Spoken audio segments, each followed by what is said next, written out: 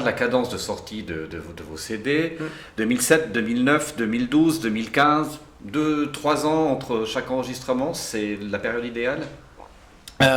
Cabrel vous dirait que non. Bon, lui, là, il met 7-8 ans et encore, il fait des reprises entre deux. Hein. C'est ça. Moi, oui, j'aime. Alors, c'est pas automatique, mais je pense qu'il y a deux choses. D'abord, il faut quand même avoir des choses à dire. Et moi, je sais pas, ça me tombe pas sur le coin de la tête non plus tout le temps d'avoir un sujet pertinent. Et peut-être qu'au final, les gens ne trouvent même pas que les sujets que je traite sont pertinents. Donc, je me dis, il faut du temps. Et puis, l'autre chose, pour moi aussi, c'est. Je pense que c'est un truc un peu inconscient que je dis quand même là, parce que j'en ai pris conscience dans certains moments de grande lucidité, c'est qu'on a peur que les gens nous oublient. C'est ça. On se dit, entre ceux qui ne me connaissent pas, ceux qui me connaissent, qui me suivent et qui doivent se dire qu'il y a 1000 autres chanteurs dans la place qui peuvent aimer. L'autre jour, je voyais à la télé Matt Pokora, je me dis, mais une fille de 16 ans qui vient me voir mon concert, je sors pas de disque pendant 2 ans, elle voit Matt Pokora, elle me quitte pour ce bel et faible. C'est pas possible. Il faut se tatouer un peu plus et peut-être le tour est joué. Oui, il y a beaucoup de choses que je devrais refaire d'ailleurs pour être au niveau physiquement, mais j'ai cette peur et puis je trouve que c'est un métier où il y a quand même une grande concurrence, il y a une constellation de chansons, de chanteurs, de chansons.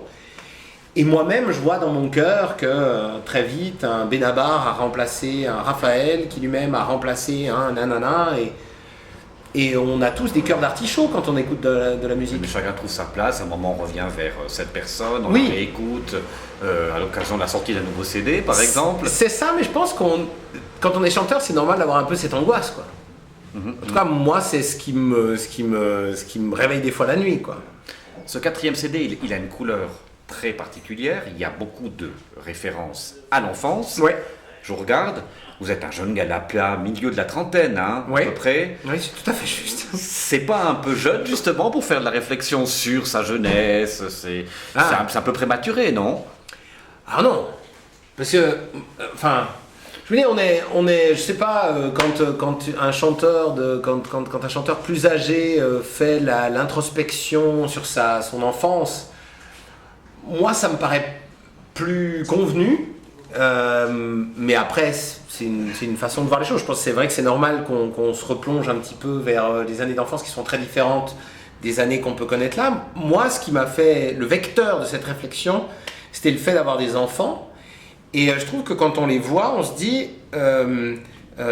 qu'est-ce que je veux qu'ils aient comme enfance, alors que finalement mon avis importe peu et ils auront l'enfance qu'ils voudront, puis ils s'en fichent pas mal de ce que je veux pour eux, mais quelle enfance moi j'ai eue, quelle enfance malgré moi je n'ai pas envie qu'ils aient parce qu'elle ressemblerait trop à la mienne, quels écueils j'ai pas envie que j'ai envie de leur éviter. À Arthur, vous lui donnez quoi?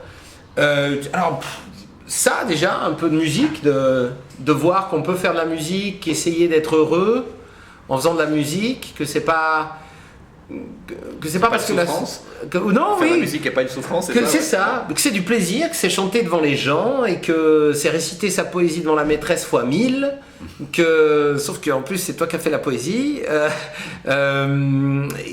Ouais, ça, que aussi il y a des choses que on croit avoir, on a des rêves quand on est gosse. Moi c'est vrai que mon oncle Bernie, il laissait traîner un micro à la Michel Drucker qu'il avait chez lui, je me rappelle, avec ces trucs des années 80, avec une petite antenne qui sortait comme ça, et il le laissait traîner dans sa chambre, puis quand il partait, moi je prenais le micro et je me voyais être Bryan Adams, quoi. Et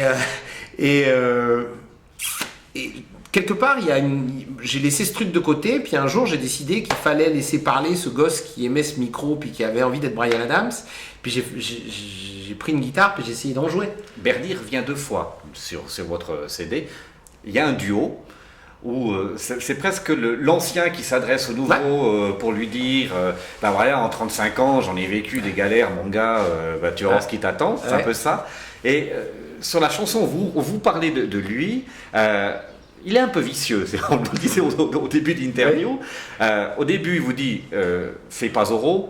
C'est pas rentable, faut être pirate. Ouais. Puis à la fin, il vous dit non, fais pas chanteur, c'est pas rentable, sois Zorro. Ouais, c'est ça. C'était pour vous décourager. Il est pernicieux à ce point-là, je le connaissais pas comme ça. Alors Alors, je pense que c'est plus subtil que ça, mais c'est une chanson, c'est vrai que c'est la chanson bonus du disque, et ça résume un peu la relation qu'on a toujours eue. C'est-à-dire que quand j'étais petit, c'était vraiment lui qui me disait déguise-toi en Zorro, vas-y, fais le fou, fais comme moi, rigole, tout ça, machin, etc. Et j'ai toujours été assez à l'écoute de sa façon de voir les choses, qui était quand même assez S'encourager quand même à faire le con, donc c'est parfait. Absolument, Oui. ça a toujours été, ça a été globalement réussi dans l'ensemble. Mais quand est venu le moment où j'ai fait de la musique, il m'a poussé sur scène, il m'a dit viens on fait un concert ensemble. J'avais pas fait mon premier concert avec mon premier groupe qui m'avait déjà dit on fait un concert les deux. Rapide. 2 semaines après, j'étais sur scène avec lui à Anzer à chanter les Rolling Stones, les Beatles, etc. Et c'était génial. Et puis après, cette relation, elle devient particulière parce qu'on finit par faire la même chose vraiment, c'est-à-dire qu'on fait des disques, on chante, etc. Et on partage plus. C'est plus le même univers. Non, on n'a pas le même univers justement, et je crois que lui, il s'est peut-être demandé quelque part pourquoi tu fais pas comme moi. Vas-y, fais du rock'n'roll, la vie est belle, regarde toutes ces filles nues devant moi. Oui, pas d'amour sans cœur. Est-ce que c'est bien ce que je pense? Non, oui, absolument. Lui, en tout cas, quand il a chanté ces mots que j'avais écrits pour lui, il n'a pas trouvé ça choquant. Et après, c'est vrai qu'au final, il aurait plutôt tendance à me dire, à moins m'encourager qu'il ne m'encourageait quand j'avais 15 ans. Et le fait de chanter ensemble en studio, pour moi, ça a remis les pendules à l'heure et ça a plutôt mis une espèce d'égalité en disant en fait, j'ai plus besoin d'encouragement maintenant. On fait le même job. On fait le même job et on l'a fait ensemble avec vraiment un grand plaisir. Ça a été une journée formidable de faire ça en studio avec lui. Voilà. Et puis, quand j'écoute le titre, je suis fier qu'on ait laissé ça et que ça reste et qu'on puisse l'écouter et que nos enfants pourront l'écouter pendant un moment. Quoi. C'est à lui que vous devez toutes vos influences anglo-saxonnes, parce qu'elles semblent beaucoup plus développées que les influences de la chanson française. Oui, lui, ça a vraiment été les Beatles et les Rolling Stones. Quand j'étais petit, il m'avait fait une cassette.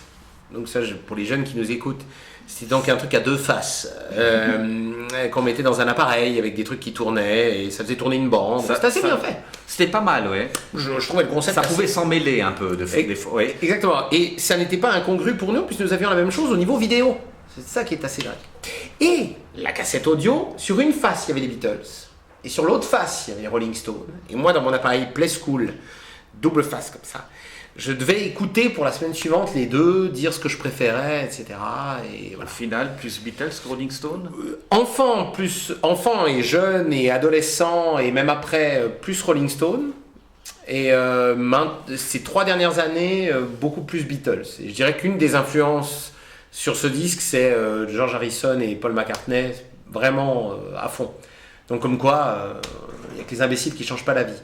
Et lui, il a vraiment pris plutôt à aimer ça. Puis ma mère et ma tante ont plutôt insisté sur le côté francophone, Alain Souchon, Laurent Voulzy, Renaud, que j'aime beaucoup aussi, et dont il y a aussi peut-être certaines influences dans le disque, mais c'est peut-être moins affirmé. Ouais.